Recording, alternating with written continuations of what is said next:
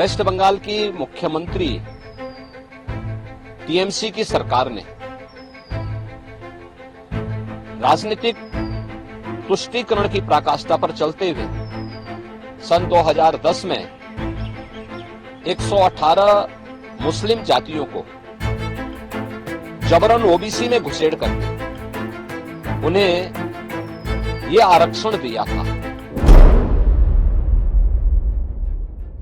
Calcutta high court का एक महत्वपूर्ण निर्णय आया था जिसको वहां के मुख्यमंत्री ने मानने से मना कर दिया है। सर, किस तरह देखते हैं आप पूरे इसको? देखिए, कोलकाता हाईकोर्ट ने ओबीसी आरक्षण नहीं बल्कि मुस्लिम आरक्षण को लेकर के जो अपना फैसला दिया है वह स्वागत योग्य है। भारत का संविधान धर्म के आधार पर आरक्षण की अनुमति नहीं देता। वेस्ट बंगाल की मुख्यमंत्री टीएमसी की सरकार ने राजनीतिक तुष्टीकरण की पराकाष्ठा पर चलते हुए सन 2010 में 118 मुस्लिम जातियों को जबरन ओबीसी में घुसेड़ करके उन्हें यह आरक्षण दिया था। यानी 118 ये जातियां, इसका मतलब ओबीसी का हक जबरदस्ती हड़प रही थी। और इसी असंवैधानिक कृत्य पर माननीय उच्च न्यायालय कोलकाता ने टीएमसी गवर्नमेंट के फैसले को पलटा है और एक जोरदार तमाचा मारा है। यह कार्य असंवैधानिक था और इसको अनुमति नहीं दी जा सकती है।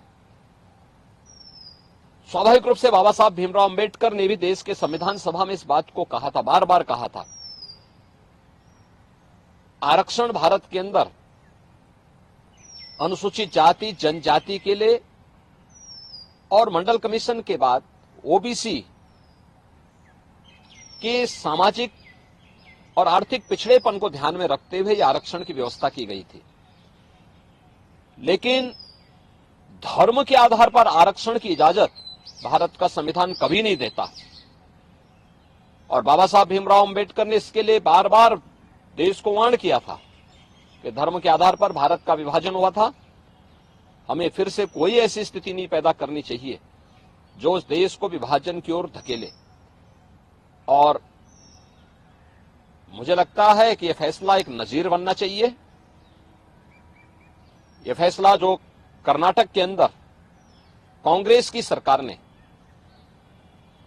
ओबीसी के अधिकार पर इसी प्रकार की सेंधमारी करते हुए मुसलमानों को आरक्षण देने का काम किया है, और कांग्रेस की सरकार ने आंध्र प्रदेश के अंदर भी इस प्रकार की जो शरारत की थी,